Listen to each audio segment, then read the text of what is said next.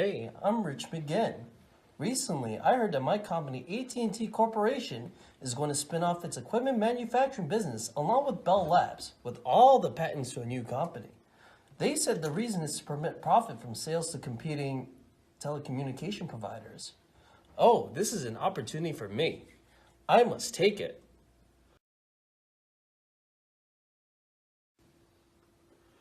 Here we have Rich McGinn and Henry Schack, two experienced CEO candidates for Lucent Technologies. Can you two introduce yourself and explain to everyone why you are the right person to take charge of Lucent? Sure, I'll go first. I'm Richard McGinn. I joined AT&T in 1978 and I have worked for the company a total of 18 years. Rising quickly up the ranks, I can easily say that no one understands this company and the business better than I do. I worked for AT&T International, AT&T's data systems group, and now I'm a CEO of NetSystem. I'm a risk taker with ambitions to challenge any mission. You will not find anybody with more optimism and confidence than me. Well, I'm Henry Schacht. I was former CEO of Cummins Engine, the leading manufacturer of diesel engines, and for 14 years an AT&T board member. I graduated from Yale and then got on to Harvard Business School. McGinn only has an undergraduate degree from Grinnell as a history major. Clearly, he is not as intelligent as qualified as I am. I held positions on the boards of CBS, Chase Manhattan, and Alcoa. I'm also a trustee of Yale, the Metropolitan Museum of Art, and the Ford Foundation, which made me on a first-name basis with hundreds of CEOs. McGinn's affiliations were largely confined to AT&T. I'm the right one for Lucent. Choose me. Upon splitting apart from AT&T, Lucent was facing a problem to choose between McGinn and Schacht to run the company as CEOs. Alan, the CEO of AT&T, suggested Schacht because of his superior background. He graduated from Yale and then got on to Harvard Business School and had retired at the age of 60. He is a business elite, a man on a first-name basis of hundreds of CEOs. McGinn, on the other hand, is quite different. He was raised alone by his mother and had only his undergraduate degree from Grinnell, while Schacht would be the one chosen to take the reins of Lucent. He did so with the intention of only taking charge for a short period of time, with the goal of teaching McGinn how to run the company so he could pass off the torch to him in the near future. The two would go on to work very closely together at the start of Lucent's life, with the two referring to each other as partners.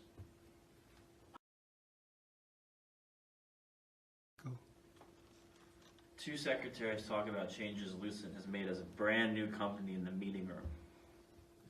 We finally finished our design of logo, which is a cherry red hand painting circle that reminded me of my mother's paintings.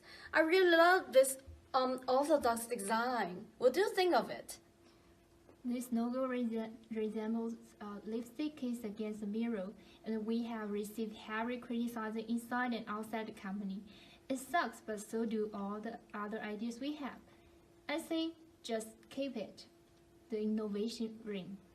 Let's talk about this. We also attended several meetings held by Sart.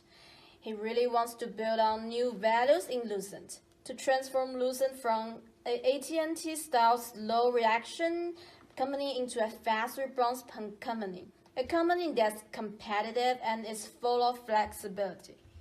And Lucent really accomplished that. Lucent was on its way to become a brand new and powerful company. After picking a CEO, it was then able to choose a name and a shiny bright red logo. However, being a brand new company at the time, it was still unable to afford red-colored markers.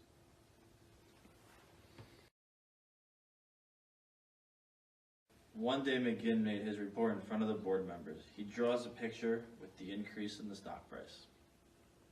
As you can see, Lucent's stock price had a dramatic growth. We acquired several small companies. Actually, we completed 38 acquisitions in 5 years. With startup companies promising technology and our sales and distribution ability, the highest stock price reached $64.48 this year. Since 1995, we've taken a total of $20 billion business, and through 1999, moved it to almost $40 billion, and taken profits from $500 million to almost $4 billion. By 1998, the stock price had tripled in less than 2 years. We have successfully transformed From an obscure division of AT&T to the sixth largest corporation in America, Lucent is valued higher than AT&T, the company we left not even 3 years ago. No, I'm not bragging. I can just say that because I'm the king of the world.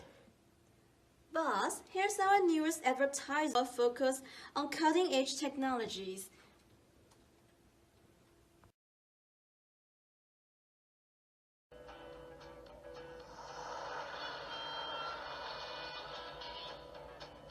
What's it going to take to get the network you need for the future?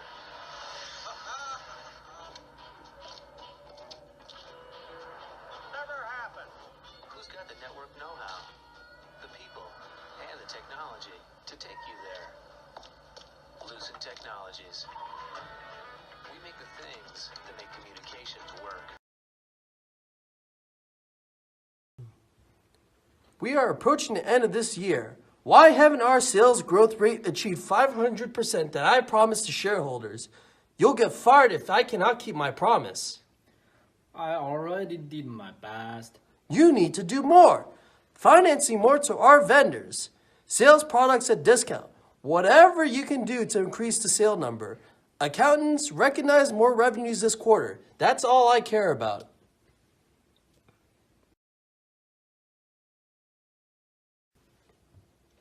The end is near. Several executives in Lucent got together. They talked about the problems they experienced in running the company. They were all upset because of the eruption of events that have happened recently. We need to increase our stock price. We have to win friends on Wall Street, or we wouldn't be able to use our stock to acquire other overpriced firms as our competitors are doing. But our infrastructure of the company has been unable to efficiently process the additional sales. Employees are sitting around our factories but with nothing to do. We need to start filling the holes, lend money to those who want our product but cannot afford it, and record a selling financial statement. Great. Let's ask McGinn to hold a financial statement to cater to the people on Wall Street. The continued leavings of managers and directors is killing us, but we still find hundreds of employees, down from about 165,000 employees at our peak. We're done.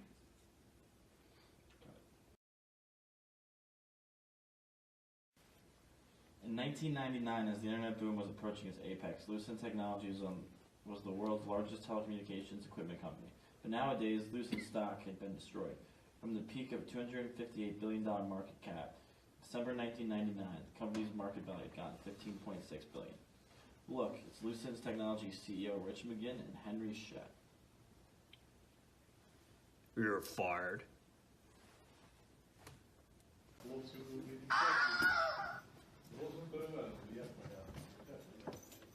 Don't worry, guys. I am back. I got this. Henry did not have this. The company's stock price continued to drop, falling below $1, and ultimately the company was bought out a few years later.